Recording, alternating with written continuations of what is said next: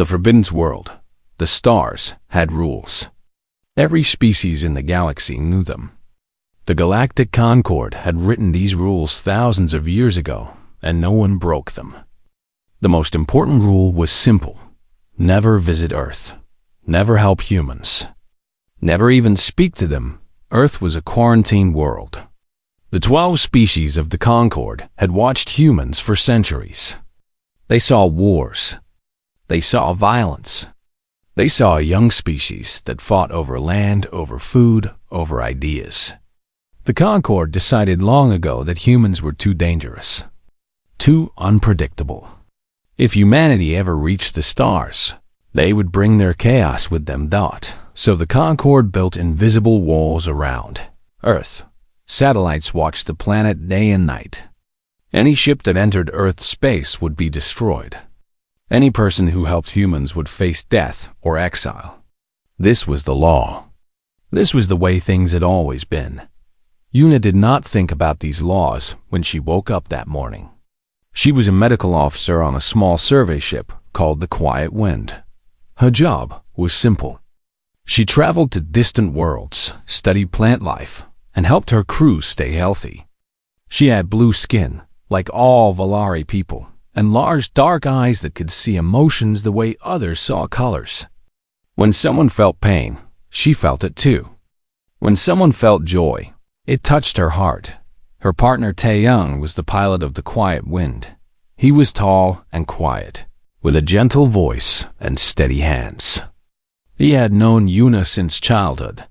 They had grown up together on the Valari homeworld, and they had fallen in love slowly, like flowers opening to the sun. When Una asked to join a survey mission, Taeyang volunteered to fly her ship. He would follow her anywhere. On this particular morning, they were passing through a quiet section of space. Their mission was almost complete. In 3 days, they would return home.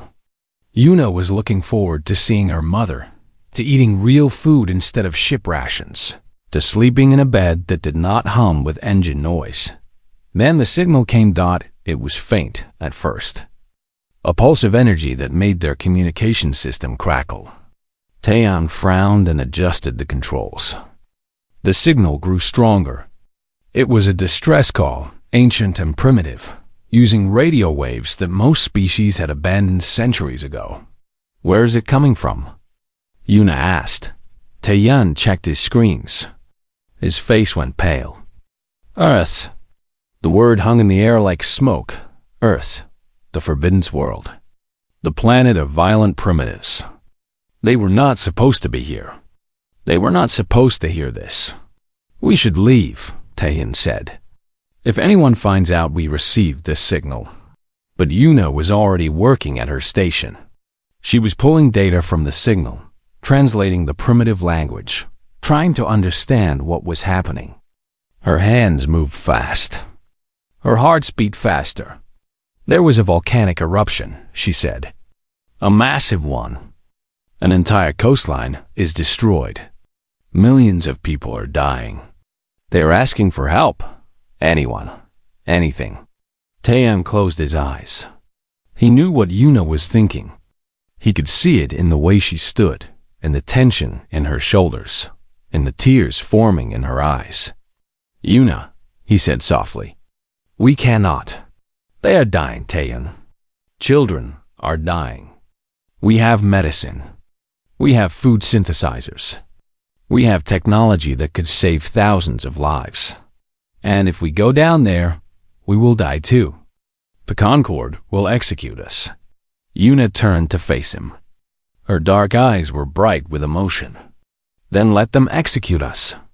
How can we live with ourselves if we fly away?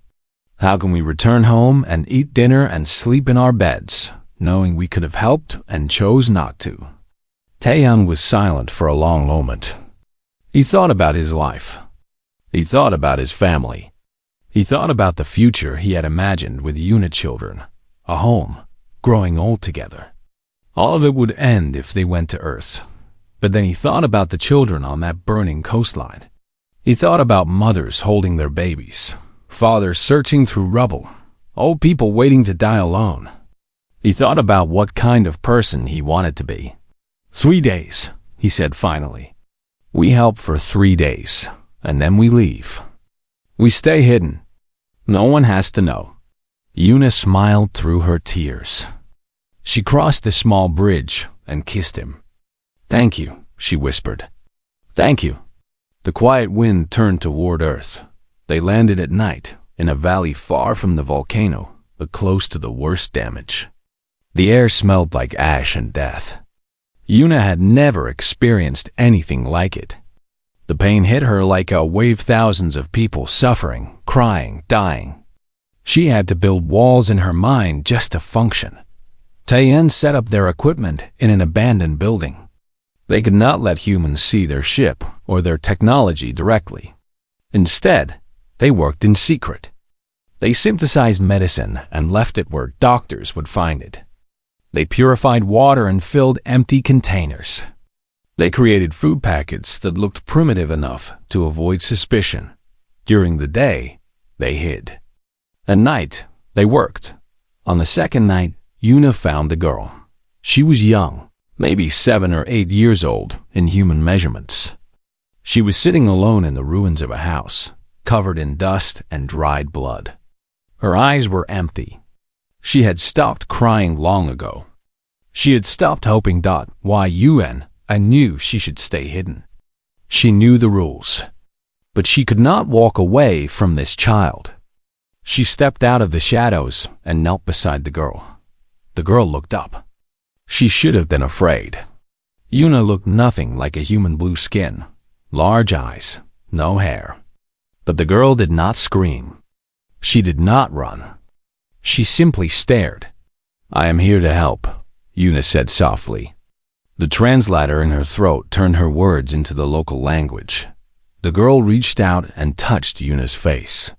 Her small fingers traced the blue skin with wonder. Are you an angel? She asked. Yun. I did not know what an angel was, but she understood the meaning. I am just a person, she said. A person who wanted to help. She treated the girl's wounds. She gave her food and water. She held her while she cried. And when morning came, she carried the girl to a refugee camp where humans would care for her. Before she left, she knelt down and looked into the girl's eyes. Survive, she said. Grow. Remember kindness. One day, you will be able to show kindness to others. That is how we make the universe better. One small act at a time. The girl nodded. She did not fully understand, but she would remember. She would remember for the rest of her life. On the third night, the Concorde found them. A warship appeared in orbit without warning. Soldiers transported directly into their camp. Taeyeon tried to fight, but they stunned him instantly. Una did not resist. She knew it was over. They were taken to the Concorde capital for trial. The evidence was overwhelming. Video recordings from satellites.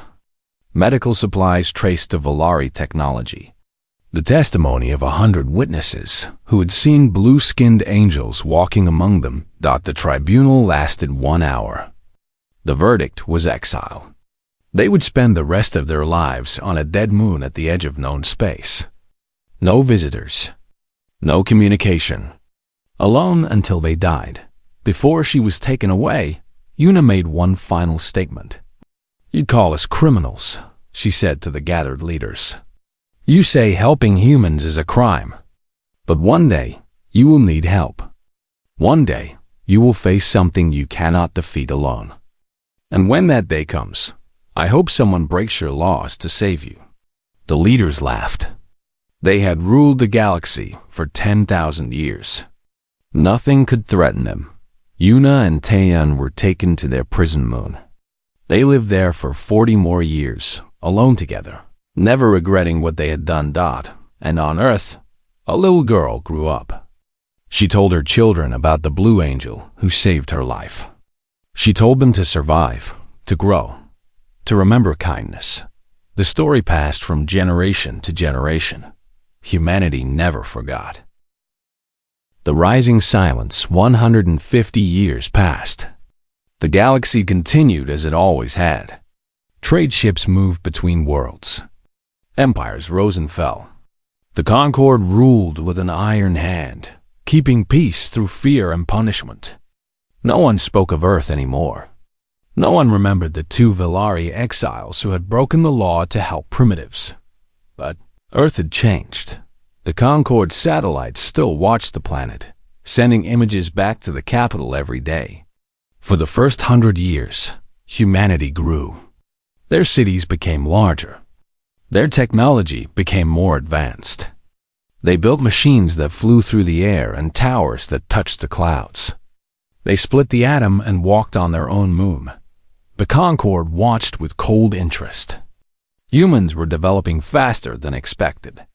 Some officials suggested destroying them before they became a threat. Others argued that the quarantine was enough. Humans would destroy themselves eventually. They always fought. They always killed each other. It was only a matter of time. Then, 50 years ago, something strange happened. The cities began to empty. The lights went out one by one. The satellites showed highways full of vehicles traveling away from the coasts, away from the population centers, disappearing into mountains and underground facilities. Within a decade, Earth looked abandoned. Buildings crumbled. Forests grew over roads. Animals reclaimed the cities. The satellites showed no sign of human life. The Concord sent automated probes to investigate. The probes found nothing. Empty cities. Silent factories. Bones in the streets. It appeared that humanity had finally destroyed itself. Perhaps through war, perhaps through disease, perhaps through some disaster the satellites had not detected. The official report was simple. Humanity was extinct. The quarantine was no longer necessary. Earth was removed from restricted status and marked as a dead world, available for future colonization if any species wanted a planet full of ruins and ghosts. Case closed. Problem solved. The galaxy moved on. But one person did not believe the official story. Nuri was young for an archivist, barely 100 years old. She worked in the Great Library of the Concord, organizing records that stretched back 10,000 years. It was boring work mostly. Old treaties, trade agreements, census data. Nothing exciting ever happened in the archives, but Nuri was curious. She had always been curious. When she was a child, she asked questions that made her teachers uncomfortable. When she grew up, she asked questions that made her supervisors nervous. Why did the Concord fear humanity so much? Why was helping them such a serious crime? What exactly had humans done to deserve complete isolation? She began to dig through the archives, searching for answers. What she found made her blood run cold. The official history said that humanity was quarantined because they were violent and dangerous.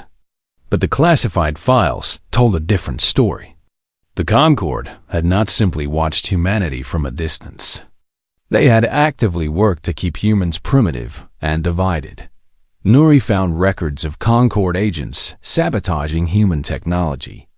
A scientist on Earth was about to discover a clean energy source. His laboratory burned down in a mysterious fire. A group of human nations was about to sign a lasting peace treaty. One of their leaders was assassinated, and war broke out instead. A disease appeared in a human city and killed millions. The genetic code of the disease matched no natural virus on Earth. The Concord had not quarantined humanity to protect the galaxy. They had quarantined humanity to control them. They had stolen resources from Earth without humans knowing. They had started wars to keep humans weak. They had released plagues to reduce the population. For thousands of years, the Concord had been slowly murdering humanity. Nuri felt sick as she read the files. She had grown up believing the Concord was just and fair. She had trusted the leaders who ruled the galaxy. Now she understood that everything she believed was a lie. But the most disturbing files were the most recent ones. 50 years ago, Around the time humanity vanished, there was a flurry of classified communications. Concord Intelligence had detected something unusual: massive construction projects, hidden deep underground on Earth. Huge ships being built in secret. Technology that should have been impossible for a species at humanity's level. The last communication was from a Concord spy who had somehow infiltrated Earth. His message was short and filled with fear. They know. They have known for centuries. They found our satellites. They decoded our communications. They learned what we did to them. And now they are leaving. They are building ships to take their entire population into deep space. They are not dying. They are escaping. They are going somewhere we cannot follow. And they are angry. They are so very angry. After that message, there was nothing. The spy was never heard from again. The underground facilities on Earth were empty when the probes arrived. Humanity had vanished without a trace. Nuri understood now. Humanity was not extinct. They had left. They had discovered the Concord's crimes and decided to flee rather than fight. They had taken their entire species into the unknown darkness between galaxies, where the Concord could not find them. But why? Why run instead of seeking revenge? A species capable of building ships to carry billions of people across the void was certainly capable of building weapons. They could have attacked the Concord. They could have demanded justice. Instead, they simply disappeared. Nur. I thought about this for a long time. And slowly, she began to understand. Humanity had not run out of fear. They had run out of wisdom.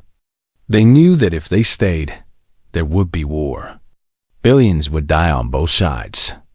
Even if humans won, they would become the very thing they hated: conquerors, killers, oppressors. So they chose a different path. They chose to leave, to grow, to become something better. Perhaps one day they would return. Perhaps one day there would be a reckoning. But it would be on their terms, in their time, when they were ready. Nuri knew she had to share this information. The people of the Concord deserved to know the truth about their leaders. They deserved to know that their government had committed genocide against an innocent species. She compiled her findings into a single document. She prepared to present it to the Council of Archivists, the only body with the authority to challenge official history. She never got the chance. The night before her presentation, soldiers came to her apartment. They did not knock. They did not explain. They simply took her away. She was brought to a dark room where a single figure waited. He was old, older than anyone Nuri had ever seen. His skin was gray and wrinkled, his eyes like chips of black ice. He introduced himself as High Arbiter Thiessen, the supreme leader of the Concord. "You have been very busy," he said calmly. "Reading files you should not read. Asking questions you should not ask." "The people deserve to know the truth," Nuri said. Her voice shook, but she did not look away. "You murdered billions." "We protected the galaxy," Thiessen replied. "Humans were a threat. We neutralized that threat. History will remember us as saviors. History will remember you as monsters." Thiessen smiled. It was a cold smile, empty of warmth or humor. "History is written by the victors, and we have been victorious for 10,000 years. Your files have been destroyed. Your research no longer exists. You will be imprisoned for crimes against the state. No one will ever hear your story." Nuri was taken away. But in the few seconds before the soldiers grabbed her, she did one final thing. She activated a device hidden in her sleeve, a transmitter she had built herself. It sent one encrypted message into deep space, broadcasting on a frequency the Concord had long abandoned. The message was simple. The Concord murdered humanity. Someone must know. The signal traveled outward at the speed of light. It passed through empty systems and dead worlds. It crossed the void between galaxies. and somewhere in the darkness, something received it. In a ship the size of a small moon, floating in the space between stars. A communication officer named Jizu looked up from her station. She was human, like everyone else on the ship. She was descended from the refugees who had fled Earth 150 years ago. She read the message 3 times. Then she forwarded it to her commander. The commander read it and nodded slowly. "So they finally understand what they did," he said. "Good. That means when we return, they will know why." "Are we going back?" Jisoo asked. "Not yet, but soon. The time is almost right." He looked out at the stars, toward the distant galaxy they had once called home. "Prepare the fleet. When the call comes, we will be ready." Jisoo smiled. She had been waiting her whole life for this moment. Humanity was coming home. The swarm comes. The first warning came from a mining colony on the edge of Concord space. A routine transmission, sent every 12 hours like clockwork, simply stopped. When a patrol ship went to investigate, they found nothing. The colony was gone. The planet was gone. Where there had once been a world of rock and metal and 3,000 Myers, there was only empty space and floating dust. The Concorde sent a fleet to investigate. 12 warships, the pride of the Navy, armed with weapons that could crack planets open like eggs. They jumped into the system and began scanning for answers. They found something. It was vast. That was the first thing the sensors detected. Something vast and dark, moving through space like a living shadow. It had no clear shape. It twisted and changed constantly, like smoke in the wind or ink spreading through water. Parts of it looked solid. Other parts seemed to fade in and out of existence. Fleet. Admiral Kazara stood on the bridge of her flagship and stared at the screens. She had served in the Navy for 200 years. She had fought pirates and rebels in border disputes. She had never seen anything like this. "What is it?" she asked. Her science officer shook his head. "Unknown, Admiral. It does not match any species in our database. It does not appear to be a ship. It appears to be alive." As they watched, the thing moved closer. It moved wrong, not flying through space like a normal object, but crawling, flowing, spreading. It reminded Kisara of water finding its way through cracks in a wall. "All ships, defensive formation," she ordered. "Charge weapons. Prepare to fire on my command." The thing stopped moving. For a long moment, nothing happened. Then the thing seemed to notice them. The way a person might notice an insect buzzing near their ear. It attacked. There was no warning. No weapon fire that Kisara could see. One moment her fleet was whole. The next moment, 3 ships simply ceased to exist. They did not explode. They did not burn. They were there, and then they were not, as if someone had erased them from reality. Fire. Fire everything. Kizara screamed.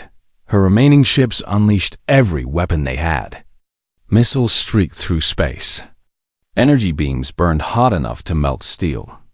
Nuclear warheads detonated against the thing's surface. Nothing worked. The weapons hit the creature and vanished, absorbed like raindrops falling into an ocean. The thing did not slow down. It did not show any sign of damage. It simply kept coming, flowing toward them with terrible patience. 4 more ships died. Then 2 more. Kizara watched her fleet disappear around her, her crew screaming, her officers dying at their stations. She had time for one final thought. We were not prepared for this. Then darkness swallowed her flagship, and she knew nothing more. One ship escaped. A small scout vessel with a damaged engine, too slow to keep up with the fleet, too weak to be worth destroying. The pilot was a young officer named Hyok. He watched the massacre through his sensors, tears streaming down his face, his hands frozen on the controls.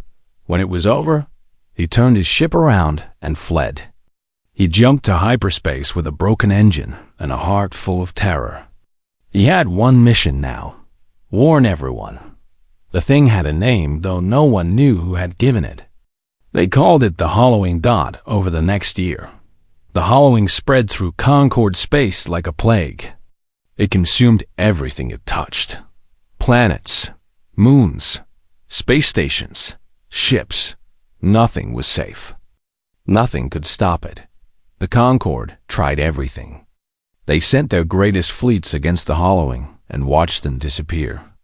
They built new weapons, experimental devices that could destroy stars, and fired them at the creature. The hollowing absorbed the energy and grew larger.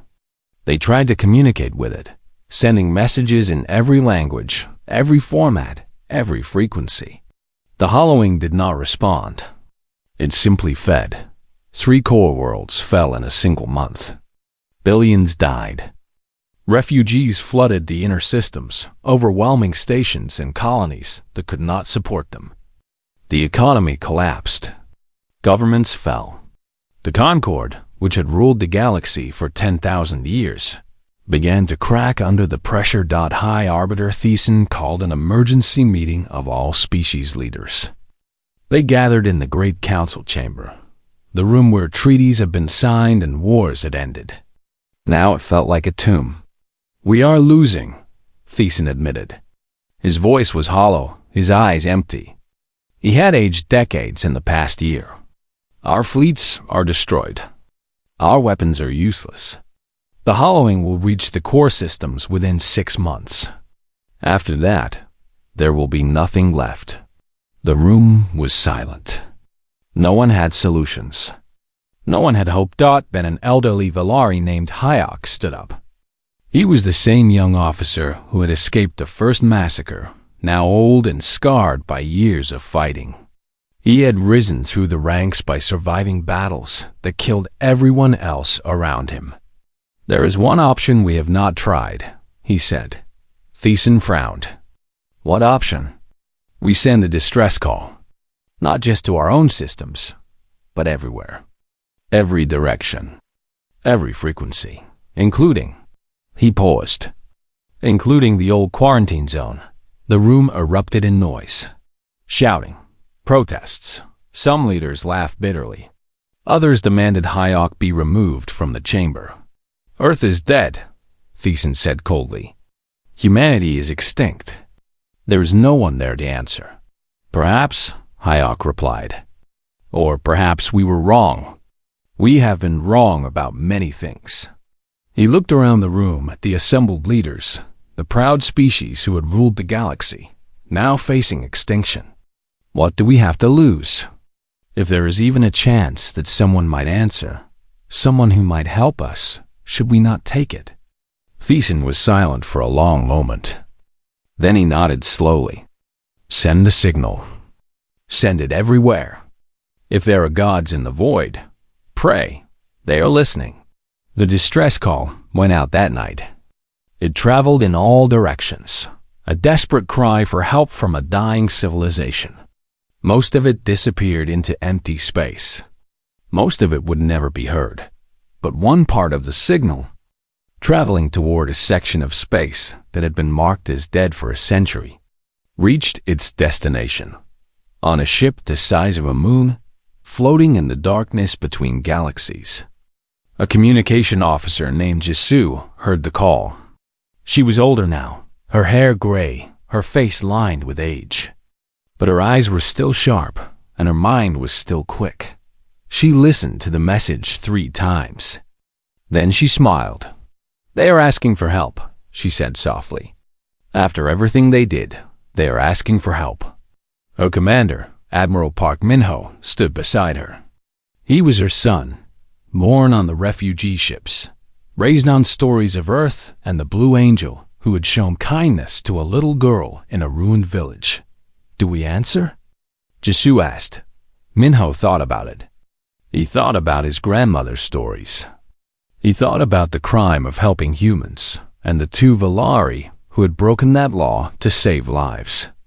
He thought about what humanity had become in their long exile, not conquerors, not avengers, the builders, healers, protectors. Yes, he said finally. We answer. Prepared the fleet. All of it? All of it. 12,000 ships. Every soldier, every doctor, every engineer we have. If we are going home, we are going home as what we have become. Jisoo nodded. She began transmitting orders, waking up ships that had waited in darkness for generations. Engines powered up. Crews prepared for battle. The largest fleet in human history began to move. In the Concord capital, sensors detected something impossible. A hyperspace signature, larger than anything on record, emerging from the direction of the dead quarantine zone. A single ship came first. It was sleek and beautiful, radiating power that made Concord's sensors malfunction and alarms wail. It moved with a grace that seemed almost organic. As if it were alive, then came more ships. Dozens, hundreds, thousands. They filled the sky like stars, blocking out the light, surrounding the Concord capital in a sphere of steel and fire. A calm voice transmitted across all frequencies, speaking in a language that had not been heard in the galaxy for 150 years. This is Admiral Park Jisoo of the Terran Stellar Commonwealth. We received your distress call. We are here to help. The silence that followed lasted for exactly 3 seconds. Then the Concord Council Chamber erupted in chaos. The return to Council Chamber had never seen such chaos. Leaders shouted over each other. Guards drew weapons. Some officials tried to flee the room while others demanded answers. High Arbiter Thiessen sat frozen in his chair, staring at the screens that showed thousands of human ships surrounding their world. This is impossible, he whispered. They were supposed to be dead. Outside, the human fleet waited in perfect formation. Their ships were unlike anything the Concord had ever seen. They seemed to bend light around them, making them hard to focus on. Their hulls shimmered with energy patterns that Concord scientists could not identify. Even the smallest human vessel was larger than a Concord battleship. Admiral Park Jisoo stood on the bridge of her flagship, the Remembrance. She was 87 years old, her hair completely white, her face marked by a lifetime of duty. But her back was straight and her eyes were clear. She had waited her entire life for this moment. Admiral, her tactical officer Dohan said, the Concord is charging weapons. Their defensive platforms are activating. Jisoo nodded calmly. Let them. They need to feel like they have some control. Transmit our message again on all frequencies. Tell them we come in peace. They may not believe us.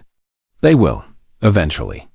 On the Concord capital, panic slowly gave way to confusion. The human ships were not attacking. They were not even moving aggressively.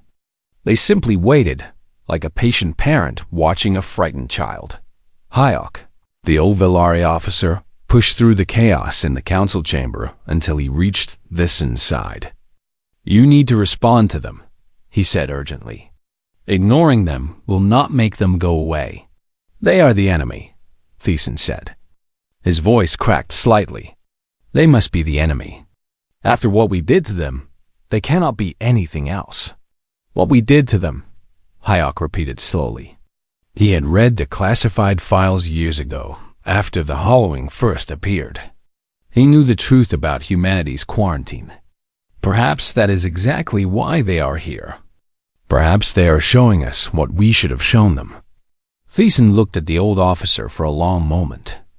Then he turned to the communication console and activated it with trembling hands. Human fleet, he said. This is High Arbiter Thiessen of the Galactic Concord. State your intentions. The response came immediately. High Arbiter, this is Admiral Park Jisoo. Our intentions are simple. You sent a distress call. You are facing an enemy you cannot defeat. We are here to help you fight that enemy. Nothing more, nothing less. Why? Thiessen demanded. Why would you help us? We quarantined your world. We isolated your species for thousands of years." There was a pause. When Jisoo spoke again, her voice was soft but clear. 300 years ago, 2 members of your species broke your laws to help mine. They saved lives during a disaster that would have killed millions. They were punished for their kindness, exiled to die alone on a barren moon. But before they were taken away, one of them spoke to a young girl. She told that girl to survive, to grow, to remember kindness. Thiessen frowned. "I do not understand. That girl was my great-great-grandmother. She passed the story down through generations. It became our foundation, our guiding principle. When we left Earth, when we fled into the void, we carried that story with us. We built our entire civilization on a simple truth. Kindness is never wasted. Help is never wrong. Even those who hurt you deserve mercy." The council chamber had gone silent. Everyone was listening now. "We know what the Concord did to us," Jisoo continued. "We discovered your satellites, your sabotage, your plagues.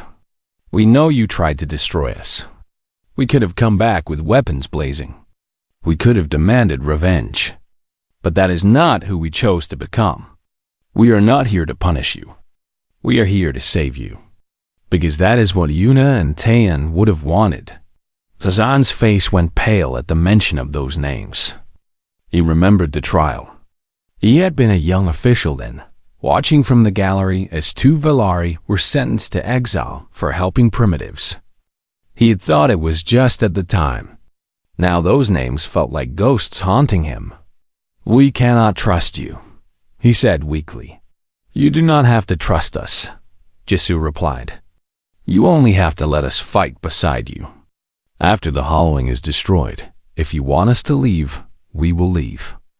If you want to return to your old ways, pretend we never existed, that is your choice. We will not force anything on you. We only ask for the chance to help." The council debated for hours. Some leaders wanted to refuse, claiming it was a trap. Others pointed out that they had no other options. The hollowing was coming. Their fleets were gone. Without help, they would all die. In the end, survival won over pride. Thiessen opened communications once more. "Admiral Jisoo, the Concord accepts your offer of assistance." May we? May we speak in person?" "Of course. I will come to you." 1 hour later, a human shuttle landed in the capital's main plaza. A crowd had gathered millions of aliens who had never seen a human before. They watched in silent amazement as the shuttle doors opened and Admiral Jisoo stepped out. She was smaller than they expected. Humans were supposed to be giants, monsters, violent beasts. Instead, they saw an old woman with kind eyes and a gentle smile. She walked without guards, without weapons, without fear. Beside her walked Commander Mira, leader of the human ground forces. Mira was younger, stronger, with a soldier's bearing. But even she seemed calm, almost relaxed. Thiessen met them at the steps of the council building. He did not know what to say. For the first time in his long life, he felt truly ashamed. Jisoo bowed slightly in greeting. "Hi, Arbiter. Thank you for receiving us." "Admiral, I do not know how to begin. The things we did to your people were done by people who are long dead," Jisoo said simply. "You did not create the quarantine. You did not release the plagues. You inherited a system and maintained it. That is a different kind of guilt, but it is not the same as murder." "I knew," Thiessen admitted quietly. "When I became High Arbiter, I read the classified files. I knew what we had done. I kept it secret. I know. How can you forgive that?" Jisoo looked at him for a long moment. Then she reached into her pocket and pulled out a small object. It was a bracelet, old and worn, made of woven threads and faded colors. "My grandmother gave this to me before she died. She made it when she was a child in a refugee camp on Earth, after a volcano destroyed her village. A blue-skinned angel taught her how to weave.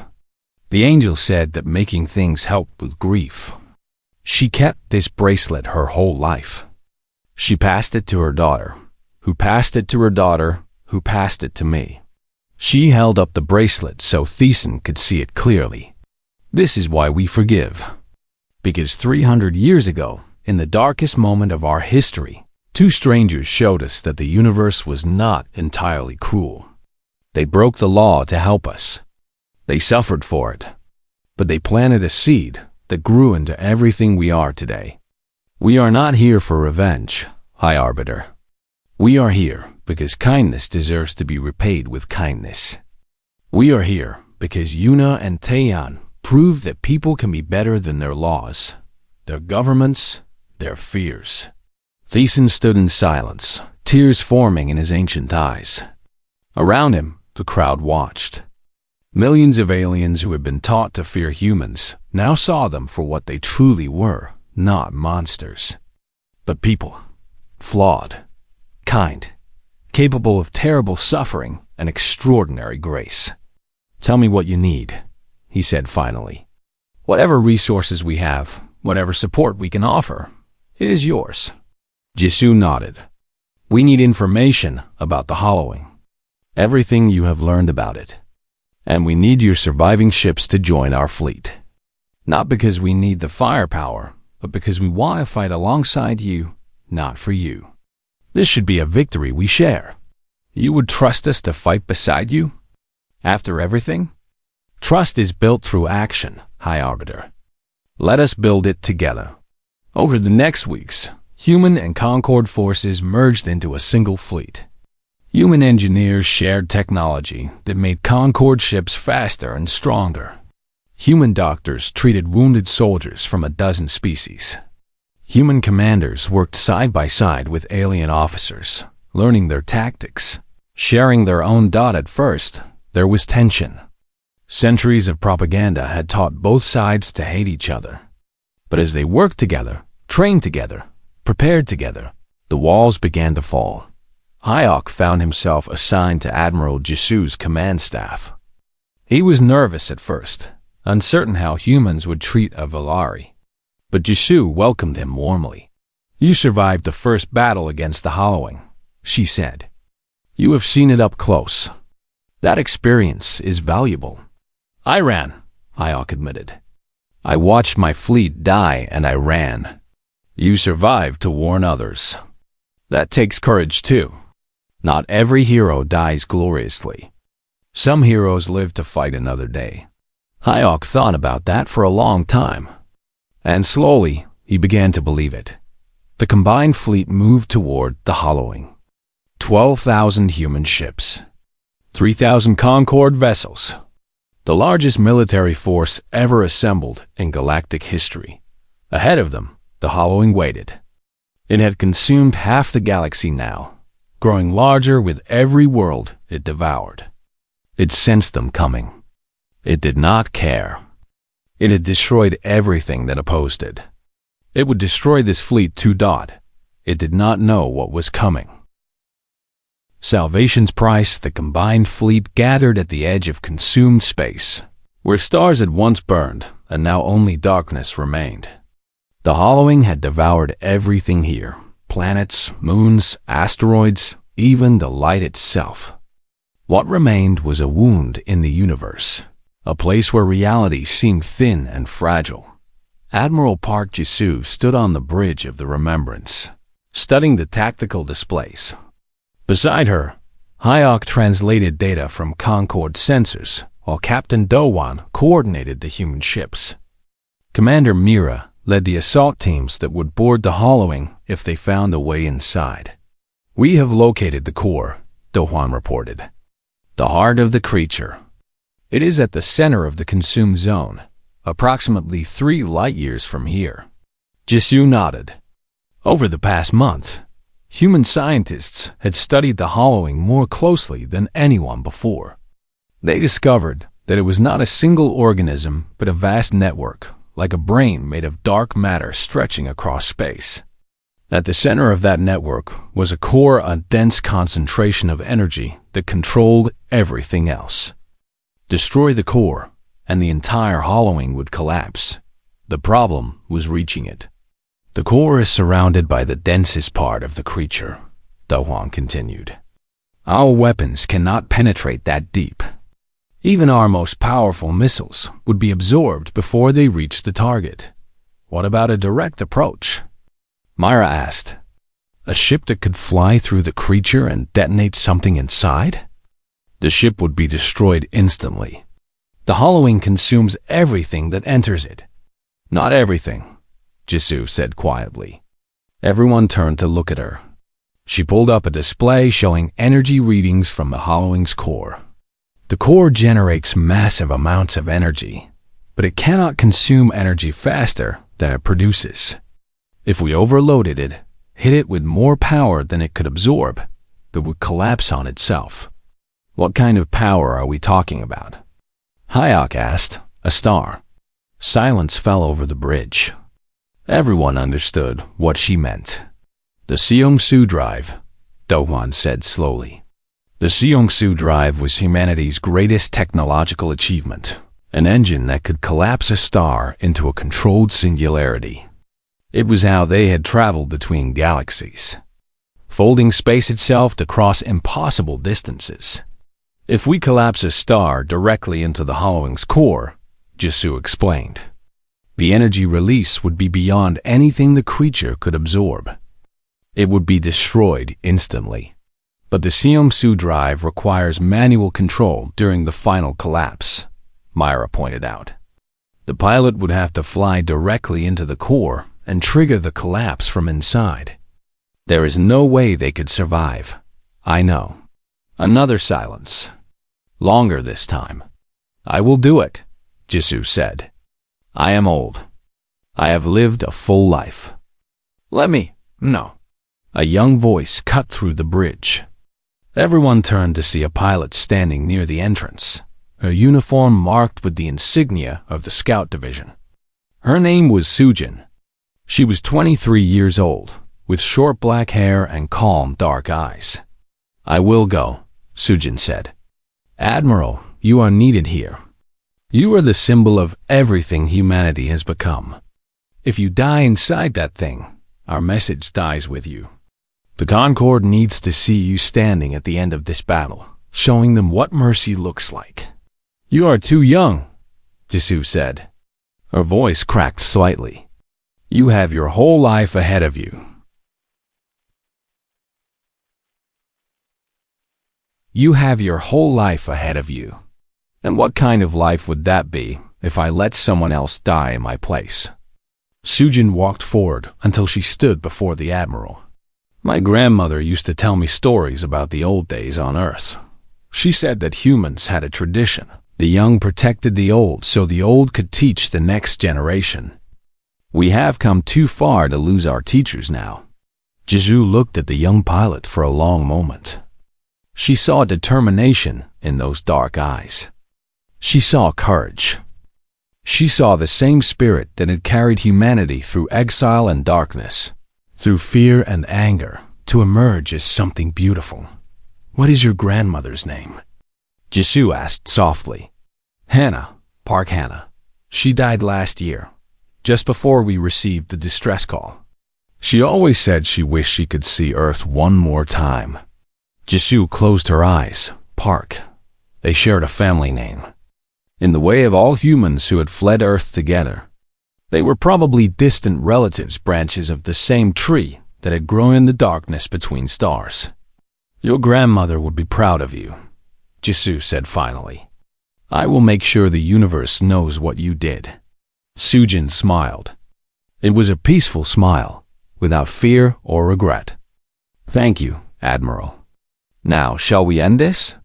The battle began at dawn, not real dawn, for there was no sun here, but a time chosen for its symbolism. Human ships surged forward in perfect formation, their weapons blazing. Concorde vessels followed, their crews fighting alongside former enemies as, if they had trained together for years, the hollowing responded with terrible force. Ships disappeared by the dozens, consumed by the darkness. Soldiers died screaming as black tendrils pulled their vessels apart. But for every ship that fell, 5 more took its place. Human weapons were different from Concord weapons. Instead of pure energy, they fired concentrated light beams that burned so bright they seemed to push back the darkness itself. The Hollowing recoiled from these weapons, not destroyed, but delayed, giving the fleet time to push deeper down at the center of the formation. Sujin piloted a small ship called the Final Word.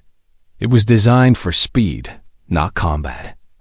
Its only cargo was a Seong-Su drive, modified for a single purpose. She watched the battle through her sensors, listening to the voices of dying crews, feeling the explosions that shook space around her. Fear tried to crawl into her heart, but she pushed it away. She thought about her grandmother. She thought about Yuna and Taeyeon. She thought about all the people throughout history who had sacrificed themselves so others could live. Sujin. Admiral Jisu's voice came through her communicator. We have cleared a path. The core is directly ahead.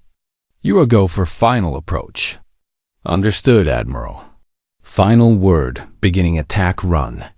Sujin pushed her engines to maximum. The small ship shot forward, faster than anything the Hollowing could catch. Around her, human and Concord ships formed a protective wall, throwing themselves at the creature to keep her path clear. The darkness closed in. Sujin flew through tunnels of living shadow, past structures that might have been organs or machines, or something beyond understanding. The Hollowing was aware of her now. It was trying to stop her. But she was too fast, too determined. Ahead, she saw the core. It was beautiful in a terrible way, a sphere of pure darkness that somehow glowed, pulling light into itself like a drain pulling water. Energy crackled around it. Enough power to destroy galaxies. Sujin opened a channel to the entire fleet, every human ship, every Concord vessel, every station and planet that could receive her signal. 300 years ago, she said, her voice calm and clear. The Concord made it a crime to help humanity. 2 people broke that law. They faced death and exile for showing kindness to strangers. They did it anyway. She pushed deeper into the Hollowing. Darkness pressed against her ship from all sides. Alarms screamed warnings she ignored. Today, we break another law. We break the laws of physics. We break the rules of what should be possible. We do it to help strangers who once tried to destroy us. We do it because that is who we choose to be. The core was close now. Sujin could feel its pull, a hunger that wanted to consume everything she was. She activated the Seong-Su drive. Energy began to build, enough to collapse a star. Helping others was never a crime. It was always the point. This is the final word. She flew into the core. For one instant, there was silence. Then the universe shattered. The star collapsed. Energy beyond measurement flooded the Hollowing's core, more than it could ever absorb.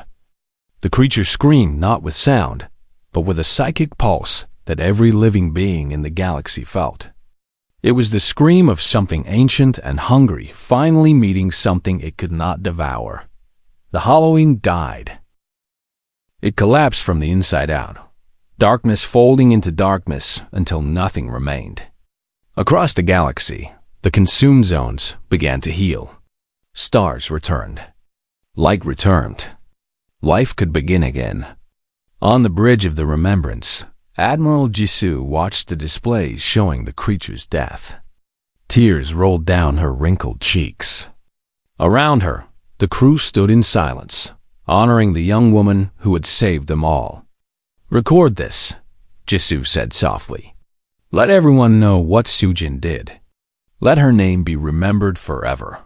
The aftermath took years. Worlds had to be rebuilt. Refugees had to be resettled. The Concord dissolved, replaced by a new government called the Commonwealth of Sentient Peoples.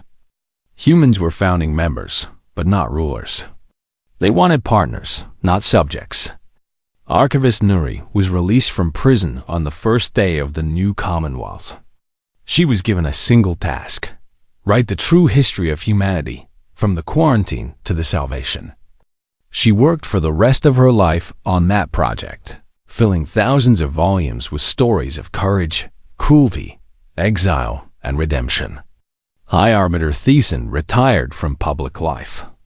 He spent his final years on a quiet planet, reading Nuri's histories, trying to understand how he had been so wrong about so much.